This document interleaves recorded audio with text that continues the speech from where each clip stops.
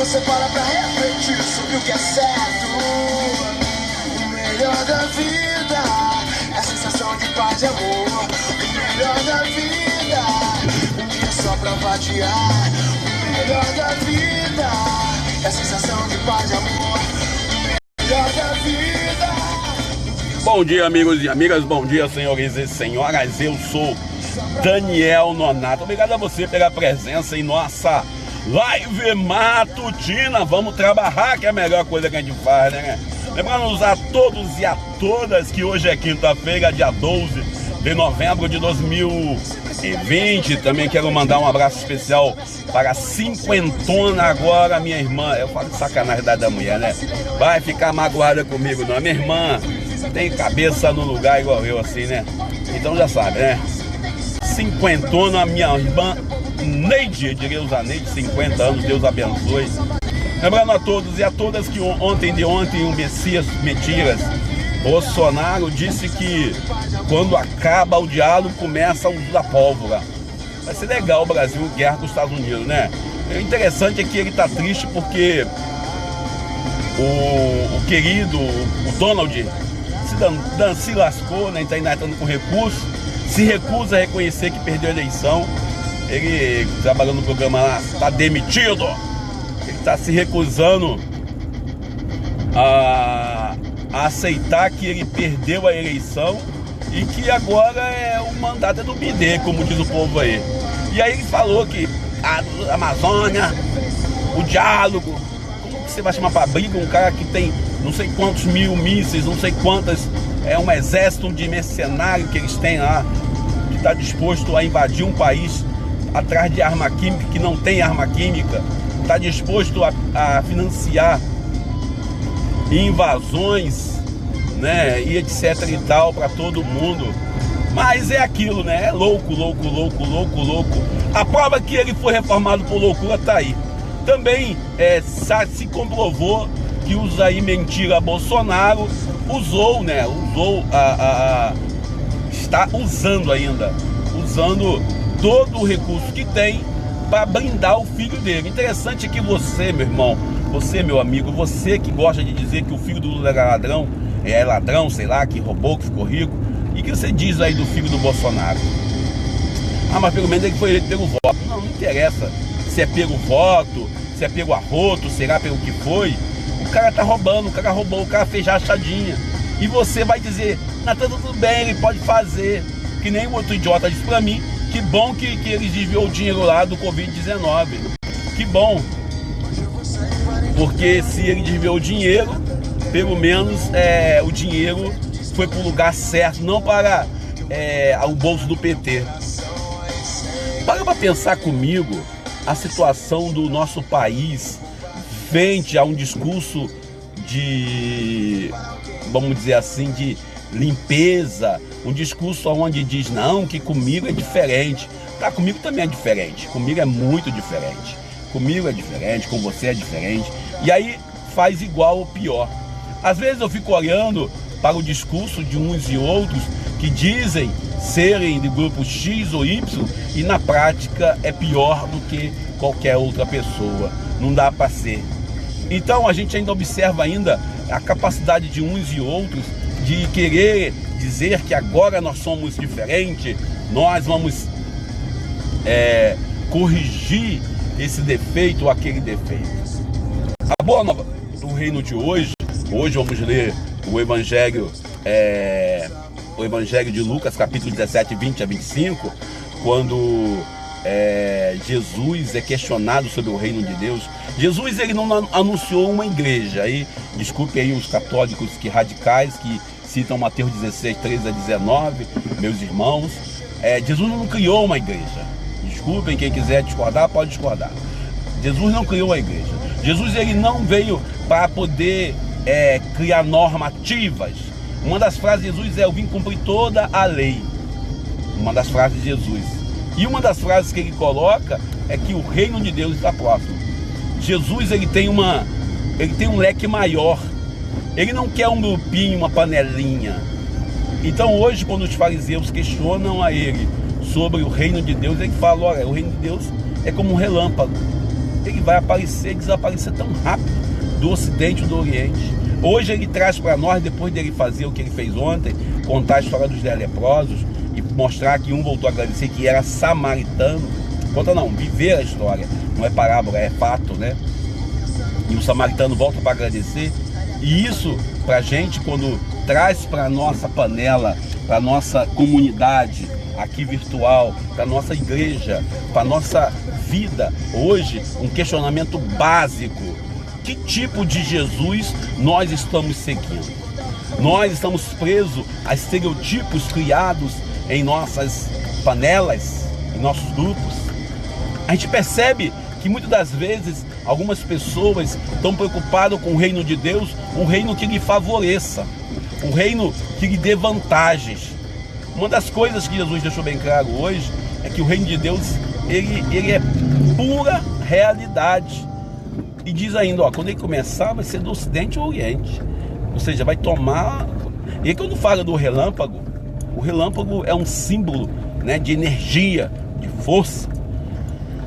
Naquele tempo, historicamente falando, da ciência, não se tinha noção que aquele tipo de coisa era energia elétrica, que o relâmpago é uma força da natureza, é um elemental, ele vem do elemental, que ele tem uma força que muitas das vezes a gente não percebe.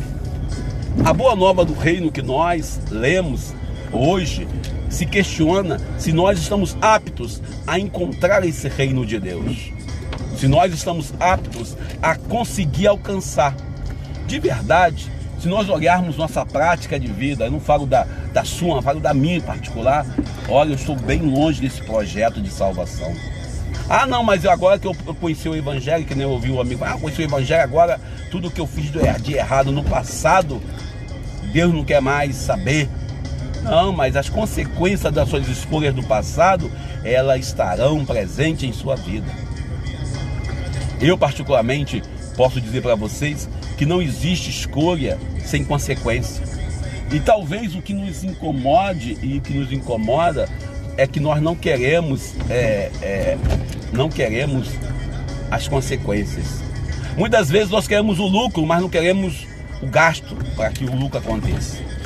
O Evangelho de hoje, quando Jesus é questionado sobre a sua opção, sobre a sua prática, Jesus deixa para a gente bem claro que se faz necessário uma caminhada.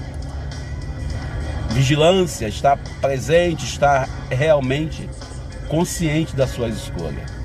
Por isso esse Evangelho de hoje traz para nós esse questionamento farisaico.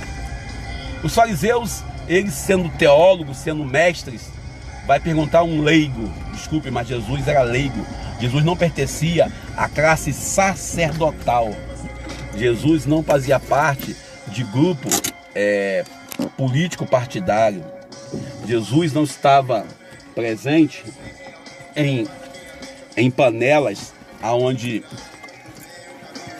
ele obtinha alguma vantagem.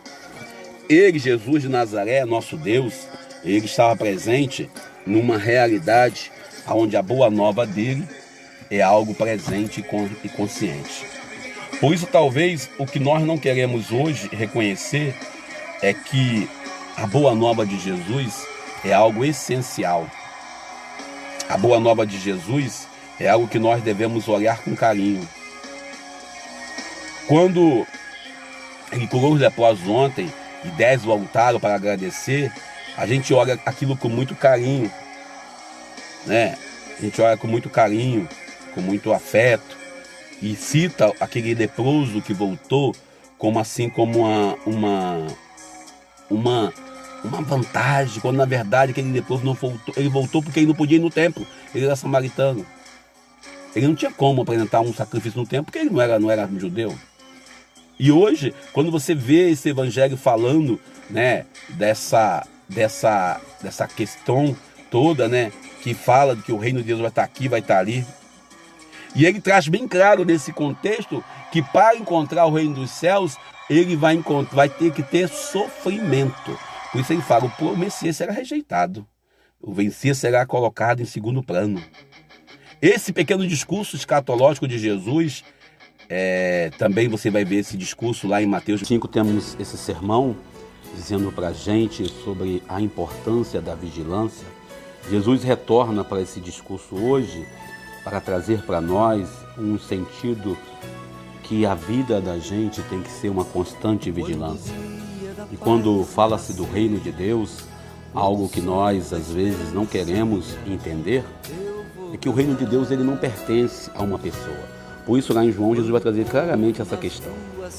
Jesus ele faz um discurso escatológico no Evangelho de hoje, tratando-se de um breve e intenso ensinamento. A pergunta dos fariseus é uma pergunta assim meio veiaca, como diz o povo, né? Porque eles têm uma visão míope da realidade. A visão dos fariseus é uma visão onde o reino de Deus tem que vir para os judeus. Jesus ontem, quando ele curou o leproso, os leprosos, e ele traz para nós aí uma cura independente da realidade, e ele fala do reino hoje, querendo entender que o reino ele está inserido em todo o contexto do dia a dia. Por isso, ele não dá uma resposta exata. Ele não veio aqui, Jesus, ele não está nessa realidade, no plano, Deus, nosso Pai, ele não está no plano para satisfazer a nossa curiosidade. E ele, hora nenhuma, Jesus quer trazer para nós respostas diretas. Deus, ele nos propõe, ele nos indica, ele nos mostra. Deus, hora nenhuma, ele está impondo uma posição. Por isso, os fariseus, quando perguntam a Jesus, eles não perguntam no sentido de querer saber. Eles perguntam, repito de novo, Jesus leigo, mestres, doutores, conhecedores da palavra, teólogos, conheciam a lei, conhecia as promessas feitas a Davi. Por isso Jesus começa a colocar o pensamento farisaico numa ilusão, dizendo que o reino de Deus será plenamente conhecido por todos. E ele deixa bem claro isso quando ele apresenta que vai ser um relâmpago do Oriente ao Ocidente. E você, para ver o relâmpago, você tem que estar bem ligado no tempo. Geralmente você tem um relâmpago, depois tem um trovão. Por isso Jesus faz essa colocação aí, falando claramente dessa realidade. E ele deixa bem claro que o reino de Deus também não é de barulho. Jesus ele tenta, hora nenhuma, atrair para si aquela pirotecnia de alguns grupos religiosos. Como verdadeiro mestre, como verdadeiro Messias, ele alerta a todos e a todas para os possíveis desvios de conduta que podemos ter.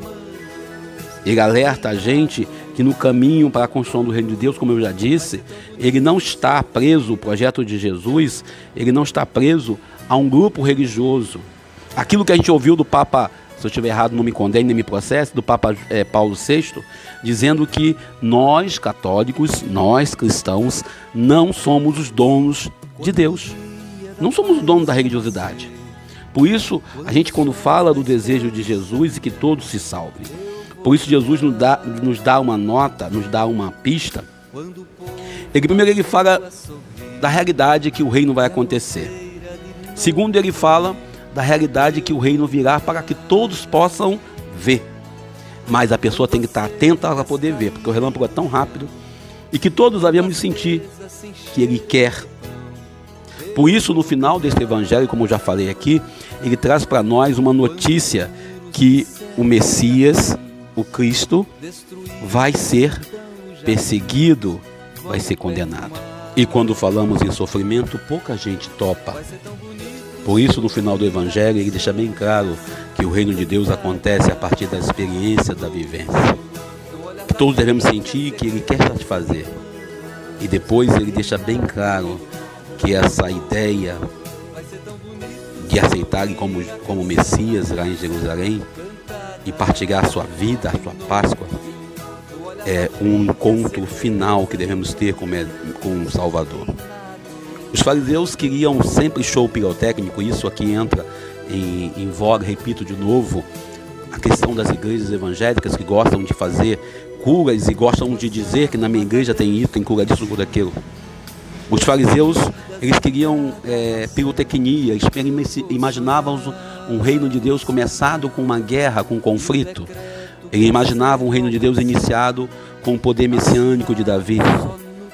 Os fariseus, os saduceus, os teólogos, os doutores, queriam, de uma forma muito ampla, uma manifestação gloriosa de Deus. Por isso, o Jesus, traz para nós essa novidade. Temos que aqui elementos de discernimento sobre o espírito do reino de Deus. O reino de Deus é algo grandioso, estupendo, mas não há manifestações extraordinárias, mas o cotidiano, o dia a dia, um ambiente habitual. Às vezes vivemos em comunidade e queremos mudanças estruturais e mudanças em tempo de campanha política, tempo de eleição. Estamos aí com amigos conhecidos, candidatos a vereadores, estamos aí com pessoas dizendo que agora eles sabem fazer tudo o que não fizeram em 4 anos. Temos nós vários níveis de vida. Os nossos instintos naturais nos orientam para que vivamos assim, às vezes. A razão que ordena e domina os instintos talvez seja a nossa espiritualidade. E o Espírito de Jesus, nesse momento, traz para os fariseus e saduceus, os teólogos, os conhecedores da palavra, Jesus, um leigo, algo que eles não esperavam. Ele, Jesus, deixa bem claro que enxergar a realidade é algo essencial a partir da vivência na razão. Talvez os fariseus e saduceus estavam desesperados, querendo ver alguma novidade nisso tudo e não conseguiam. Deixar-se guiar pela razão é algo necessário, não pelo instinto emocional. Vai ser um relâmpago. O instinto que nós vivemos hoje, nesse tempo de pandemia sobretudo, vivemos algo novo, é algo que nós temos que nos preocupar. Já é coisa boa a gente reconhecer que o reino de Deus, ele é plenamente para todos, pois o céu ele está em todas as cabeças. Interessante ainda que a vida cristã, para quem segue o Cristo, é algo que às vezes ultrapassa a ideia da vida que nós pensamos.